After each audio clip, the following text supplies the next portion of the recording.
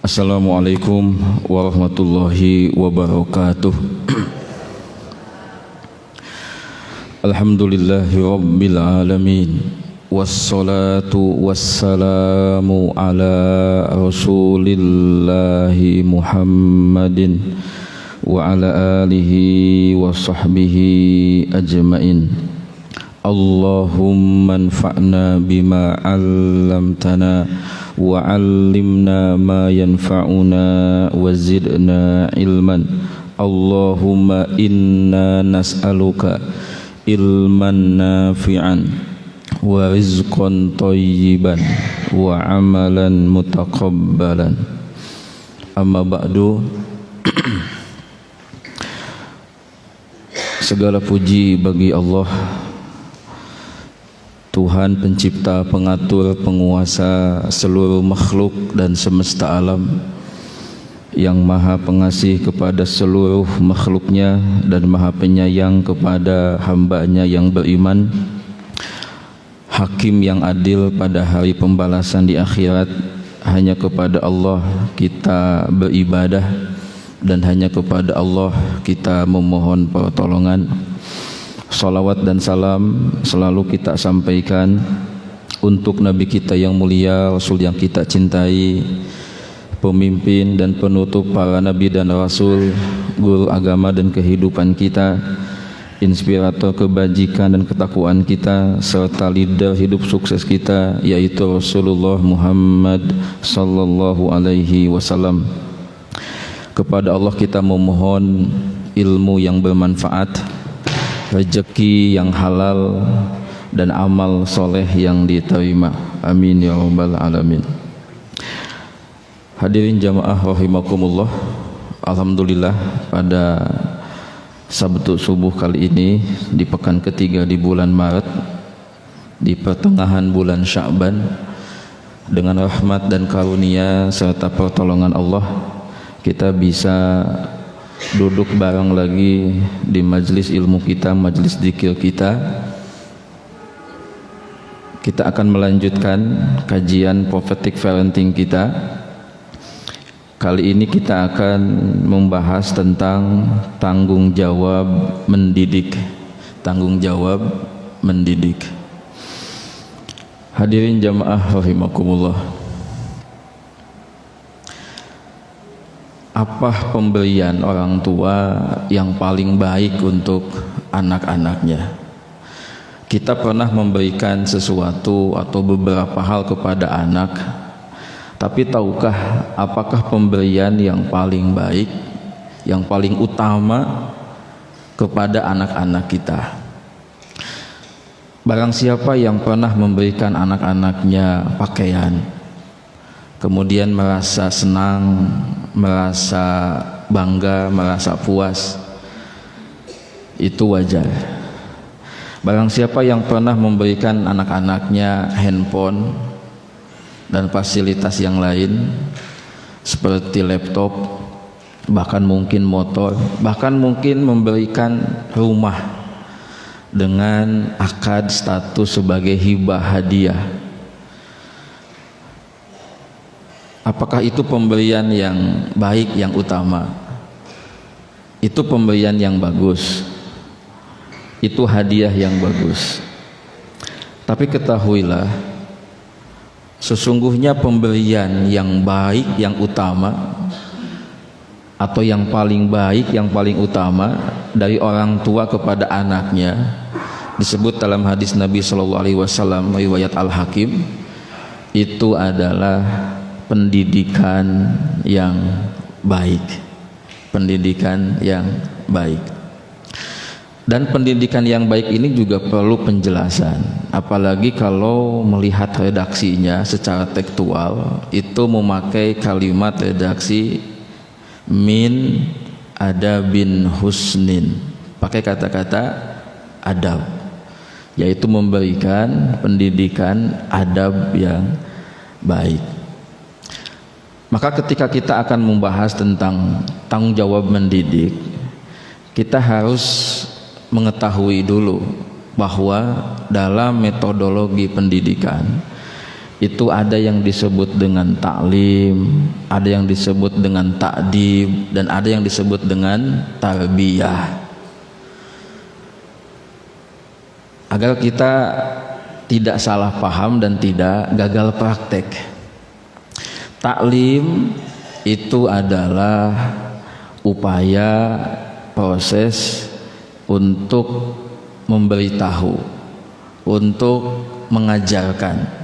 Outputnya, outcome-nya, goalnya, yang awalnya anak kita itu tidak tahu jadi tahu, yang awalnya jahil, awam, itu jadi paham,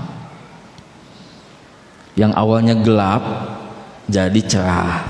Itu taklim, sehingga anak kita menjadi sosok pribadi, insan yang berwawasan, berpengetahuan, bahkan termasuk terampil dalam hal life skill. Itu taklim. Tarbiyah itu lebih daripada taklim, karena dia mengurusi masalah ruh dan jasad anak kita. Bukan sekedar masalah kognitif, tapi juga masalah spiritual, emosional. Kata seorang salaf, tarbiyah itu adalah seperti seorang petani yang dia menanam, kemudian menjaga merawat tanamannya itu dari hama, supaya dia bisa tumbuh dengan baik. Tarbiyah itu setelah kita memberitahu, setelah kita mengajari, kita juga membimbing, mengarahkan dengan penuh kesabaran, sehingga anak kita bisa berjalan mencapai tujuannya. Maka ada sebuah istilah menarik tentang apa itu tarbiyah. Tarbiyah adalah seni membentuk dan membangun manusia. Fannu sina'atil insan, seni membentuk, membangun manusia, atau SDM. Intinya tarbiyah yang kemudian kita artikan pendidikan itu lebih dalam daripada taklim,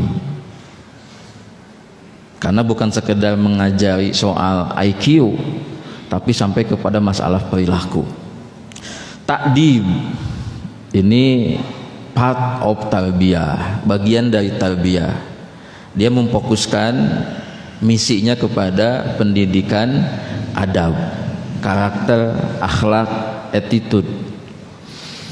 Nah, jamaah rahimakumullah, kalau kita pelajari dulu makna dari 3 hal tadi minimal, taklim, ta'dib, tarbiyah, maka refleksi saya dan analisis saya, sebetulnya sekolah-sekolah yang ada selama ini kan pakainya istilah lembaga pendidikan, tapi sejatinya menurut saya itu adalah lembaga pengajaran, lembaga taklim. Setuju tidak setuju, tapi di lapangan kenyataannya seperti itu. Jadi sekolah-sekolah yang ada itu sebetulnya baru ada di level taklim, belum ke ta'dib sama tarbiyah. Jadi walaupun memakai istilah kalimat lembaga pendidikan, tapi sesungguhnya di dalamnya belum ada pendidikan yang paripurna, belum sempurna.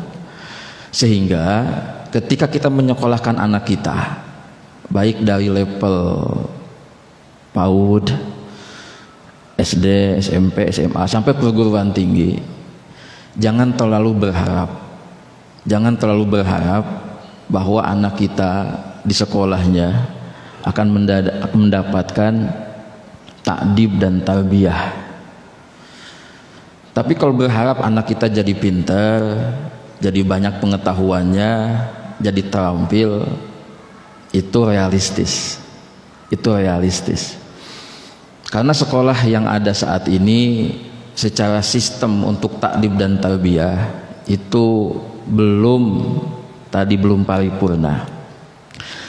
Saya pernah ngobrol dengan seseorang, dia seorang ustadz, pegiat praktisi pendidikan agama. Kami ngobrol tentang sistem pendidikan nasional. Dia kemudian mengutip kata-kata Ustadz Adian Husaini.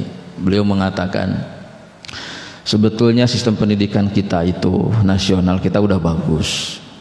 Mengutip kata-kata Ustadz Adian Husaini, Ketua Umum Dewan Dakwah Islamiyah sekarang. Kemudian saya memberikan komentar. Betul, secara visi misi pendidikan nasional itu bagus.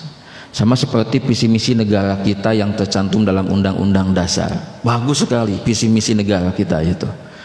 Tapi ada masalah dalam proses dan actionnya. Ada masalah. Jadi visi misinya udah bagus, goalnya udah bagus.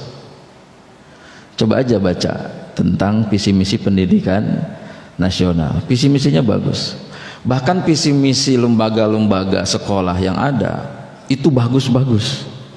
Bagus-bagus, mencetak insan yang bla bla bla bla, bagus sekali. Tapi ada problem di proses dan action, dan itu adalah implikasi efek dari sistem kurikulum yang ada. Nah, saya mengawali dengan catatan tadi dalam rangka ketika membahas masalah tanggung jawab mendidik, kita jadi paham dulu. Karena kita sudah tahu apa beda taklim, apa beda ta'dib, apa beda tarbiyah. Sekolah yang menjadi sekarang tempat anak kita belajar, studi, maka kita meletakkan harapan di sana dalam hal taklim itu lebih realistis. Karena di sanalah anak kita belajar banyak ilmu pengetahuan. Bahkan sekolah kita itu banyak mengajari disiplin ilmu. Waktu saya di pesantren, mata pelajarannya 33 mata pelajaran, dipecah-pecah. Apalagi yang sifatnya madrasah kan, itu lebih variatif, lebih banyak daripada yang bukan madrasah. 33 mata pelajaran. Jadi ketika anak kita disekolahkan, insya Allah tuh mereka akan menjadi pribadi yang banyak berpengetahuan. Maka mari kita ingatkan tentang visi pendidikan anak. Kalau mau pakai teorinya orang-orang Sunda, maka visi pinter, cager, bener boleh kita pakai. Pinter, cager, bener sama bager boleh. Nah, pinter itu bisa wilayah sekolah, bisa ngebantu anak kita menjadi pinter. Nah, soal bener, soal cager, ini nggak bisa diletakkan harapannya kepada sekolah ENSI. Ini adalah sinergis antara sekolah, keluarga, lingkungan. Bahkan porsi keluarga, rumah, orang tua lebih besar dalam mencapai visi benar dan cager. Tapi kalau pintar, bolehlah kita menyimpan harapan kepada sekolah tempat anak kita belajar studi sekarang. Kalau mau pakai teori Al-Quran, maka visi goal dari pendidikan yang di dalamnya ada harusnya taklim, ada ta'dib, maka itu adalah waladun solihun, menjadikan anak kita menjadi anak yang soleh, atau dalam istilah lain dzurriyatan thayyibatan, generasi yang baik.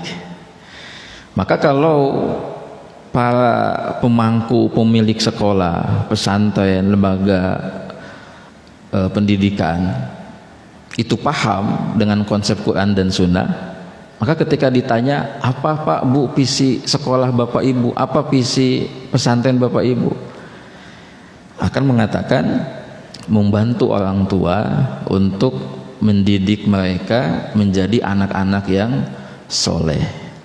Nanti kesolehan ini dibingkai dengan bingkai terampil, pinter, itu. Jadi kontennya kesolehan.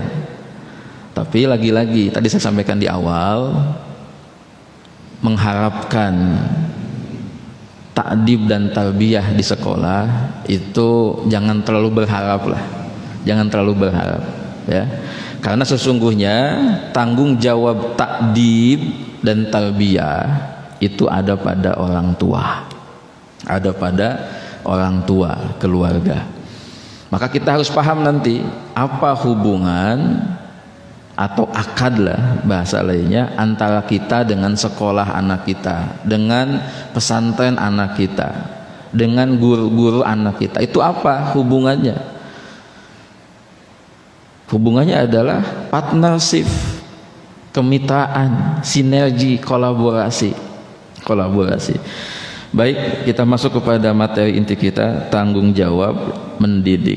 Ingat, mendidik yang dibahas di sini adalah maknanya ta'dib dan tarbiyah yang tadi disampaikan, bukan sekedar taklim. Wahai para orang tua dan para guru, apabila engkau melemparkan tanggung jawab anak ke tempat pengembalaan dan perkemahan, saya khawatir engkau akan mendapatkan azab berlipat. Engkau diazab karena mencemari mutiara yang dimuliakan itu dengan azab yang pedih. Kemudian engkau juga akan mendapatkan azab karena ikut ambil dalam kejahatan itu. Maksudnya, kalau kita melemparkan anak kita, membiarkan dia bergaul, tumbuh di lingkungan yang tidak baik, sehingga mereka terpengaruh, terkontaminasi oleh nilai-nilai yang negatif, nilai-nilai yang jahiliyah, maka kita akan diazab, dihukum. Kata Ibnu Umar, didiklah anakmu dan ajari anakmu.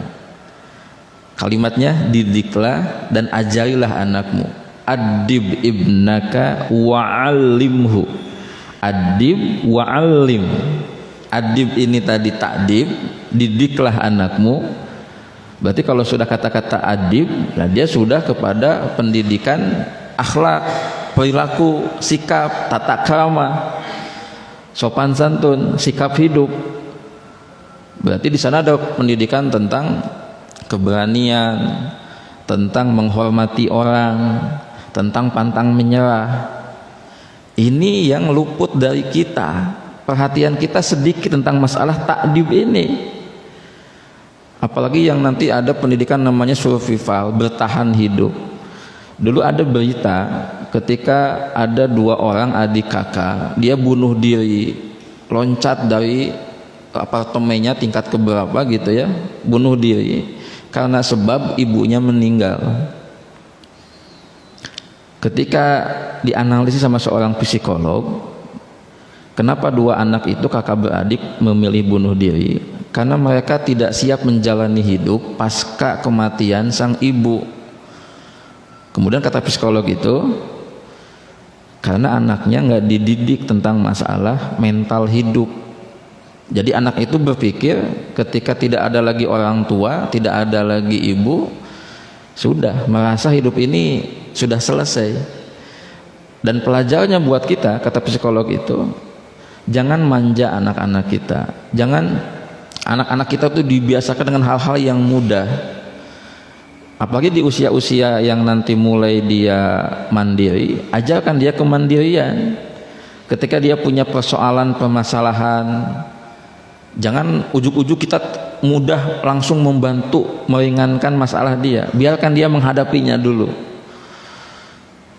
Makanya kita sebetulnya sudah harus bisa mengidentifikasi ketika anak kita mengalami satu kesulitan, lihat reaksi, respon, sikapnya. Kalau dia mengeluh, menggerutu, ini tanda-tanda tuh anak kita secara mental tidak sehat, tidak bagus. Berarti dia kurang sabaran. Berarti kita sudah dikonfirmasi sama Allah, anakmu ini ada masalah secara mental, dia tidak sabaran. Kamu hati-hati, kalau dibiarkan, nggak diperhatikan, nggak diperbaiki, mental jelek ini, tidak sabaran ini terus akan membesar sampai dia remaja, pemuda, sampai nanti dia dewasa. Jadi sebetulnya apa-apa yang diperlihatkan sama anak kita, positif negatifnya sekarang sesuai dengan fitrahnya. Karena manusia itu ada fitrah positif dan fitrah negatif, itu sebetulnya adalah konfirmasi kepada kita. Yang positifnya memberitahu kepada kita, jaga, kembangkan, jaga, kembangkan. Yang negatifnya mengkonfirmasi kita, hati-hati, ini ujian kesabaran buat kamu, perbaiki. Dan lagi-lagi musibahnya adalah banyak orang tua yang lalai dan luput. Maka saya pernah merenung, Bapak Ibu sekalian, punya anak itu menyenangkan, menggembirakan. Maka dia disebut dengan zinatul hayatid dunya, perhiasan dunia. Tapi dipikir-pikir ketika membaca tentang At-Tahrim ayat 6, hadis-hadis tentang pendidikan, amanat pendidikan, punya anak itu tanggung jawab. Berat sebetulnya. Apalagi tadi ada kewajiban tanggung jawab mendidik. Kalau sekedar memberi makan, memberikan pakaian, memberikan fasilitas hidup, itu sungguhnya mudah itu. Atau mengikut sertakan anak kita kepada les-les yang sifatnya pengetahuan, life skill, itu mudah sebetulnya. Tapi kalau pas udah ngomong ta'dib, ini sebetulnya amanah yang berat. Secara psikologi saya memahami kenapa dulu, bahkan sekarang juga masih ramai, ada konsep children free atau child free. Jadi pasangan muda yang sudah terjangkit penyakit liberalisme, mereka berpikir menikah tapi komitmen tidak punya anak. Karena mereka berpikir anak itu beban dan tanggung jawab, dan bisa menjadi kendala dari proses karir mereka. Tapi tetap salah. Walaupun mereka berpikir anak itu kan beban, amanah, tanggung jawab, aku takut tidak bisa menunaikan amanah ini. Tapi tetap salah ketika berumah tangga kemudian berkomitmen tidak mau punya anak. Kenapa? Karena dia melanggar fitrah. Dan saya jadi ingat kata-kata beberapa salafus sholih, dan ini sahabat yang utama, Abu Bakar, Umar, Ibnu Mas'ud. Ini konteksnya agak berbeda, tapi kalau nanti mau diarahkan kepada konteks parenting, bisa sah-sah saja. Ketika Abu Bakar, Umar, Ibnu Mas'ud memahami tentang tujuan hidup sampai titik yang paling dalam, hidup itu untuk apa? Kemudian nanti manusia di akhirat itu akan seperti apa sebagai konsekuensi dia hidup di dunia. Mereka mengatakan kalimat yang mungkin kalau orang yang baru pertama kali mendengar mungkin akan mempertanyakan, kok kamu ngomong begitu? Apa kalimatnya? Andaikan aku tidak diciptakan, andaikan ibunya Umar tidak melahirkan Umar, andaikan aku menjadi sebatang pohon yang tumbuh kemudian ditebang. Coba, kalimat itu kalau yang baru pertama kali membaca, saya dulu waktu pertama kali membaca, kenapa ngomong begitu? Dan saya pernah memposting status seperti itu. Ada yang mengatakan, kok seperti tidak mensyukuri kehidupan, kok seperti mengeluh. Saya sampaikan, ini yang ngomong para sahabat yang utama. Kenapa? Karena merasa amanah hidup, amanah ibadah, amanat syariat ini berat. Jadi manusia itu berat. Resiko jadi manusia itu adalah kalau di dunia gagal taat, gagal beribadah, gagal beriman, beramal soleh, di akhirat akan sengsara. Masih aman jadi kucing, jadi ayam, jadi pohon, mereka tidak akan dihisab. Ayat ya laitani kuntu turaba, andaikan aku menjadi tanah, itu adalah kata-kata ungkapan orang kafir ketika nanti di akhirat, ketika menyaksikan proses hisab makhluk Allah dan melihat makhluk dari binatang itu ketika ditegakkan kisos kepada binatang-binatang, kemudian mereka dijadikan tanah. Dan orang kafir melihat pemandangan seperti itu mengatakan ya laitani kuntu turaba, andaikan aku menjadi tanah saja. Kenapa? Karena mereka sadar dia itu manusia, nggak akan seperti binatang, ujungnya akan disiksa di neraka. Dan mereka berpikir daripada disiksa lama abadi mendingan jadi tanah. Itu kalimat orang-orang kafir. Nah, dalam konteks parenting mungkin sah-sah saja, tapi tetap nanti jadi pro kontra kalimat misalkan, waduh punya anak, andaikan tidak punya anak, gitu kan. Tapi ingat, qadarullah wa masya'a fa'ala. Maka yang harus kita pilih sekarang adalah memohon taufik kepada Allah, berdoa kepada Allah, dan berikhtiar semampu kita. Karena kata Ibnu Umar melanjutkan kalimat yang tadi, didik anakmu, ajari anakmu, karena engkau akan dimintai pertanggungjawaban tentang apa yang telah engkau didikan kepada anakmu dan apa yang telah kau ajarkan kepada anakmu. Artinya fokuskan kita kepada proses, kepada ikhtiar. Dan nanti anakmu itu akan dimintai pertanggungjawaban tentang kebaikan, ketaatan apa yang telah dikerjakan kepada kita. Jadi supaya kita aman dari hisab, lakukanlah proses ta'dib dan ta'lim sebagai paket dari tarbiyah. Kalau kita melepaskan dari proses, kita akan dimintai pertanggungjawaban dan kita nggak akan lepas dari hisab itu. Nah, karena orang tua punya keterbatasan, maka orang tua melakukan proses kemitraan, partnership, kolaborasi dengan sekolah, pesantren, dengan guru, dengan ustadz dan lain sebagainya. Baik, kita lanjutkan. Kullukum ra'in wa kullukum mas'ulun an ra'iyatihi. Setiap kamu adalah pemimpin. Ada yang mengartikan pengembala, ada yang mengartikan pemelihara, pengurus. Wa kullukum mas'ulun an ra'iyatihi, dan setiap kalian bertanggung jawab terhadap apa yang diurusnya, yang dipeliharanya. Wal rajulu ra'in fi ahlihi wa huwa mas'ulun an ra'iyatihi, dan seorang lelaki adalah pemimpin di keluarganya dan dia bertanggung jawab atas apa yang dipimpinnya di dalam keluarganya. Hadis ini khitabnya kepada kita, wahai para ayah, wahai para suami, para kakek.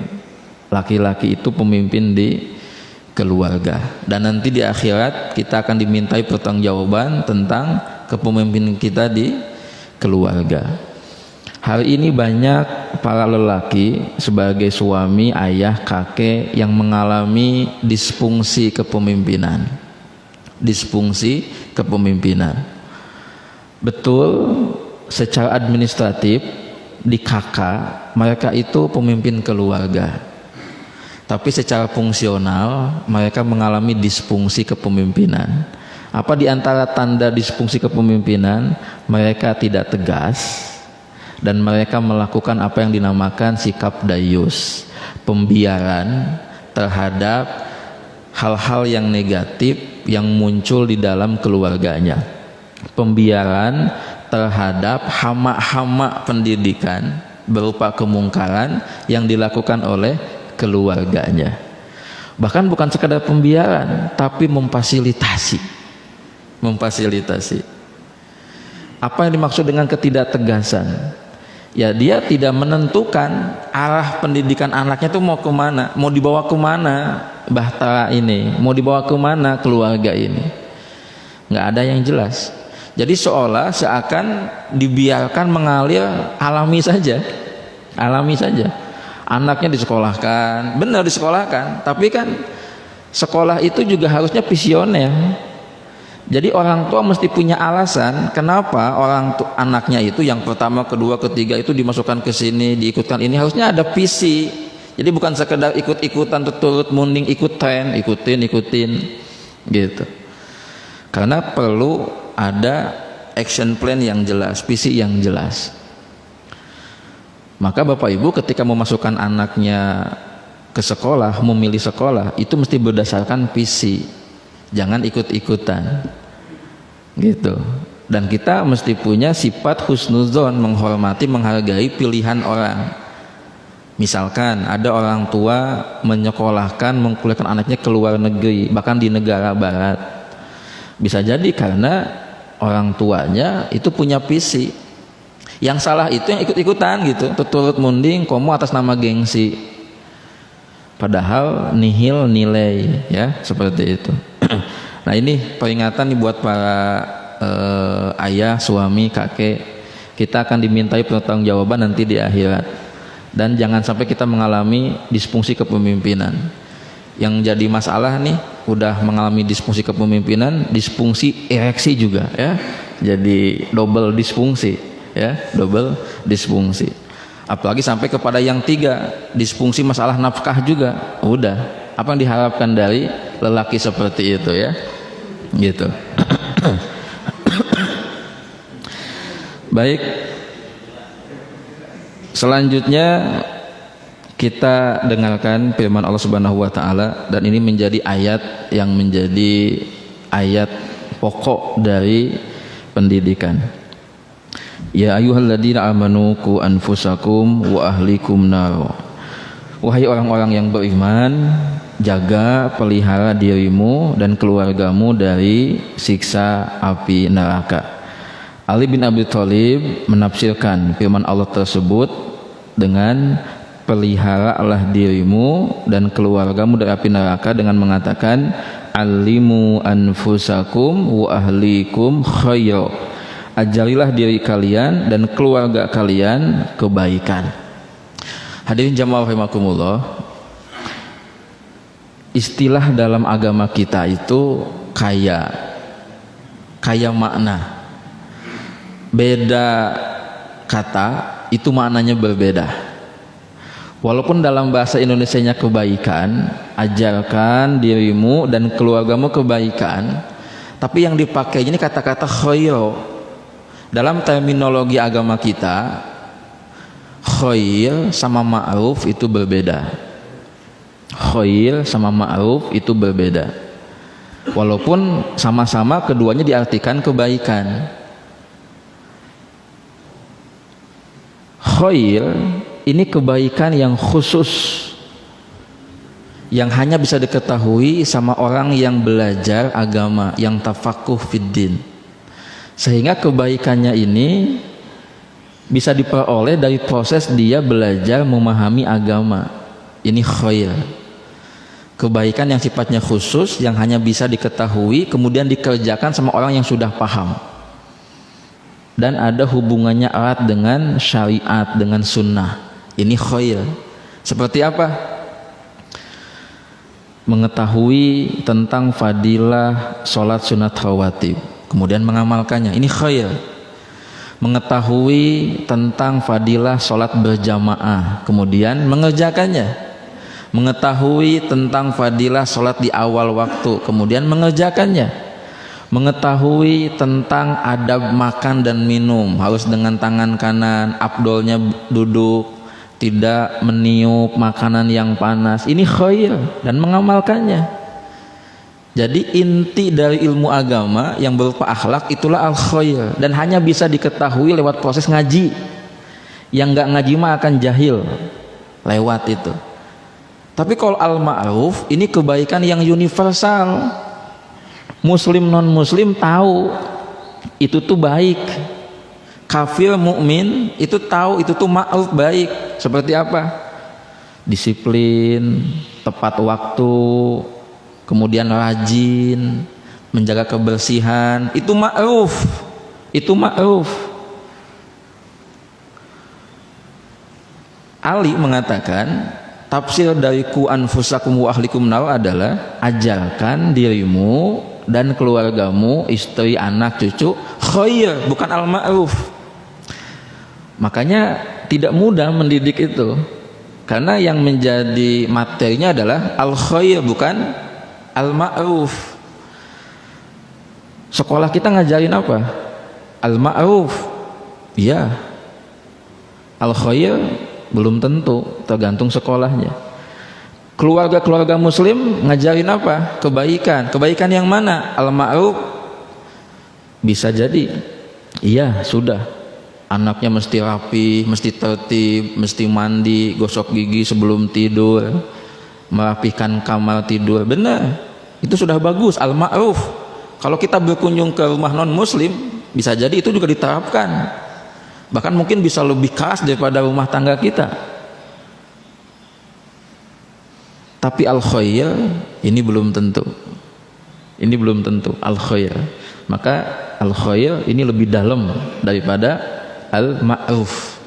Makanya karena tafsirnya adalah al-khair, maka langkah dari kita mengajarkan kebaikan buat diri kita dan anak kita itu adalah lewat pendidikan agama. Makanya kenapa pilihan ke pesantren itu lebih utama daripada ke sekolah, karena di pesantren akan diajarkan al-ma'ruf sama al-khair. Bahkan al-khairnya itu dilatihkan, dibiasakan. Karena kata Nabi, al-khuluqu bit-takhalluq. Akhlak itu bisa diperoleh dengan cara latihan berakhlak. Teorinya Pak Bu, kalau menurut satu teori tasawuf, orang membiasakan kebaikan al-khair 30-40 hari berturut-turut bisa menjadi habit. Di pesantren 3 tahun, 6 tahun. Harusnya anak-anak kita itu pas lulus pesantren jadi master di bidang akhlak itu. Tapi yang jadi kenyataannya belum jadi master juga. Pulang dari pesantren habitnya kembali ke habit lalai. Ini kan juga jadi PR. Jadi kita tuh banyak PR sebetulnya. Tapi tenang. Allah melihat kepada proses kita, ikhtiar kita, upaya kita. Ya, upaya kita. Pokoknya yang tidak akan aman itu orang tua yang acuh, cuek, membiarkan. Kalau Bapak Ibu stres, kepikiran karena perilaku anak Bapak Ibu yang belum ideal, itu bagus. Dan mudah-mudahan resah, gelisah, stres Bapak Ibu itu, kesedihan Bapak Ibu itu jadi pahala, penggugur dosa. Karena ada hadis Nabi, pokoknya orang mukmin itu ajib luar biasa. Dapat musibah jadi penggugur dosa, sedihnya, capeknya itu jadi penggugur dosa. Ya, daripada jadi orang tua yang cuek, membiarkan. Tapi tetap juga nggak boleh lupa bahagia, karena hidup ini harus dinikmati. Maka ingat kepada materi kita yang bulan lalu tentang fitrah. Kalau anak kita melanggar, anak kita berperilaku yang tidak baik, ingat dia juga manusia yang punya fitrah negatif. Fokus kita adalah didik anak kita sesuai dengan fitrahnya, pelihara fitrahnya. Fitrah positifnya kita jaga, kita kembangkan. Yang negatifnya kita bantu untuk dikurangi. Itu saja rumusnya, ya, seperti itu. Yang terakhir Bapak Ibu rahimakumullah, poinnya adalah tanggung jawab mendidik itu ada pada orang tua, ada pada keluarga, ada pada keluarga. Saya pernah berhalusinasi berpikir, apakah sekolah yang sekarang menjadi tempat anak-anak kita belajar studi dengan guru-gurunya akan dimintai pertanggungjawaban sama Allah tentang apa yang telah diajarkan didikan kepada anak-anak kita. Karena dalam nas yang baru kita temukan adalah kita nih orang tua yang akan dimintai pertanggungjawaban. Saya terakhir menyampaikan kata-kata Ibnu Qayyim, barang siapa yang dengan sengaja tidak mengajarkan apa yang bermanfaat bagi anaknya dan meninggalkannya begitu saja, cuek, membiarkan, berarti dia telah melakukan suatu kejahatan yang sangat besar. Kerusakan pada diri anak kebanyakan datang dari sisi orang tua yang meninggalkan mereka dan tidak mengajarkan kewajiban-kewajiban dalam agama berikut sunnah-sunnahnya.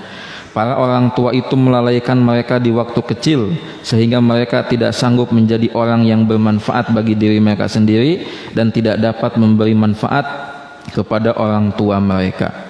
Ada sebagian orang tua yang mencela anaknya karena telah bersikap durhaka. Sang anak membantah, "Wahai bapakku, engkau sendiri telah mendurhakai aku di masa aku kecil, maka sekarang aku mendurhakaimu setelah engkau tua. Sewaktu aku kecil engkau melalaikan aku, maka sekarang aku pun melalaikanmu di masa tuamu." Saya jadi ingat cerita Umar bin Khattab ketika didatangi oleh seorang ayah. "Wahai Amirul Mukminin, anakku ini durhaka kepadaku." Kemudian Umar memanggil anaknya untuk mediasi. Wahai anak, bertakwalah kepada Allah, jadilah anak yang soleh. Apa kata anaknya? Wahai Amirul Mukminin, apakah ada orang tua yang durhaka kepada anaknya? Apa kata Amirul Mukminin? Ada.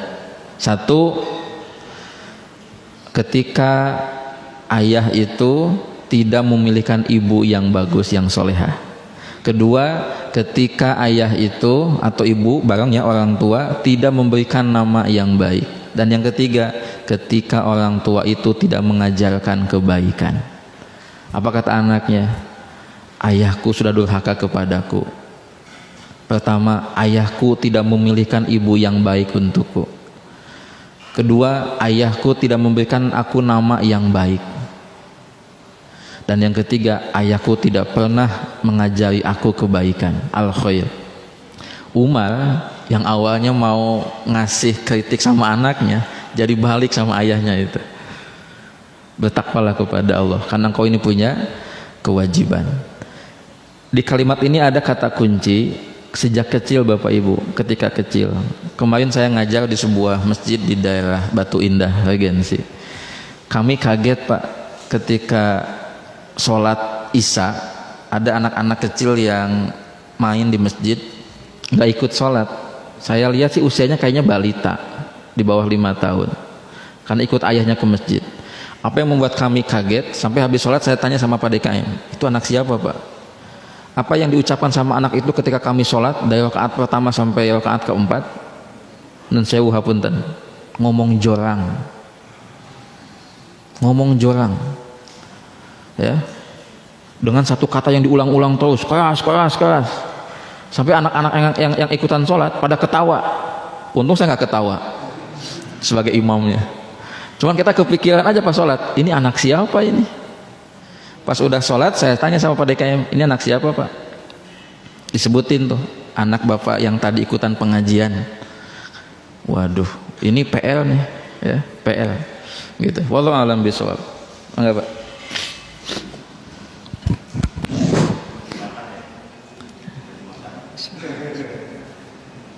Ada pertanyaan Pak Ustadz dari jamaah. Assalamualaikum Pak Ustadz. Waalaikumsalam. Maaf izin bertanya, anak cerdas dunia akhirat adalah dambaan.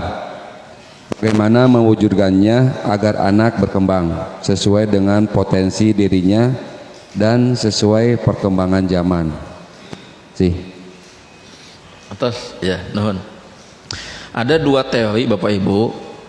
Yang pertama, anak berkembang sesuai potensi. Ini sudah maklum kita pada ketahui.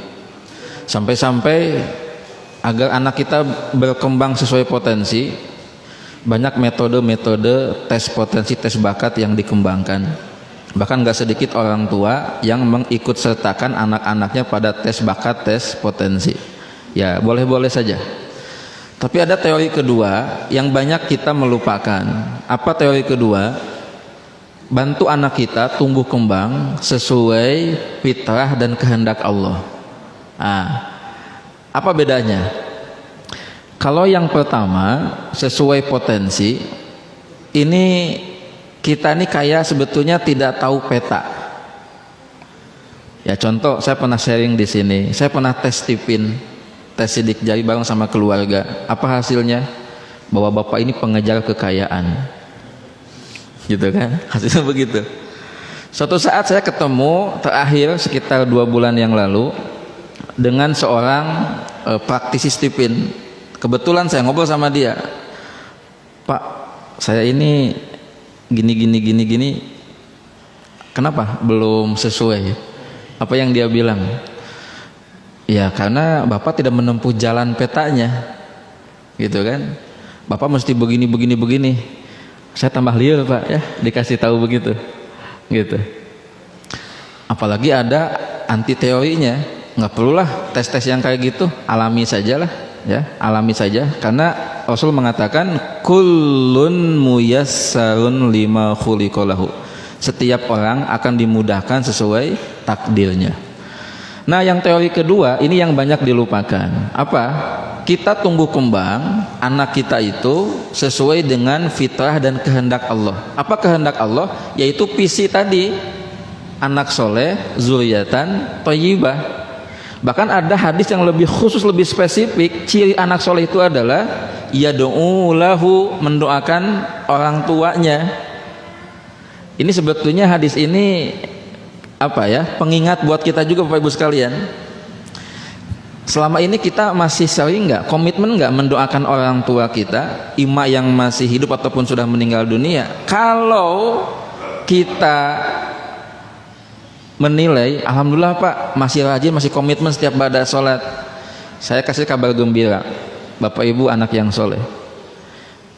Tapi kalau tidak, walaupun Bapak Ibu sudah umrah beberapa kali, suka ikutan taklim di sini setiap pekan, tapi kalau sudah melupakan doa buat orang tua, nun sewu punten, Bapak Ibu menjadi anak yang soleh. Ya, maka ciri anak soleh itu sebetulnya yang berkaitan dengan masalah yang sifatnya ubudiyah. Ya, saya pernah membuat satu postingan tentang ciri anak soleh. Awalnya dikira anak soleh itu adalah yang hafiz Quran, yang bisa ceramah, yang bisa kerja di mana ngirim uang tiap bulan. Ternyata bukan itu. Anak soleh itu adalah yang berbakti sama orang tua dan mendoakannya, seperti itu. Jadi kalau kita tahu teorinya, kita bisa dengan mudah. Menurut hemat saya, dua teori itu lakukan, ya, supaya tadi dunia akhirat bisa tercapai. Ya, wallahu a'lam. Terus Pak Ustadz daya deh. Terus daya deh. Oke, siap. Baik.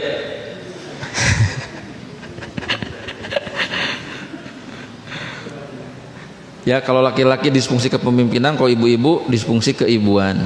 Dia hilang pengasuhan, nggak mau hamil, ya, nggak mau ngurus, nggak mau menyusui. Nah, itu disfungsi juga, ya, seperti itu.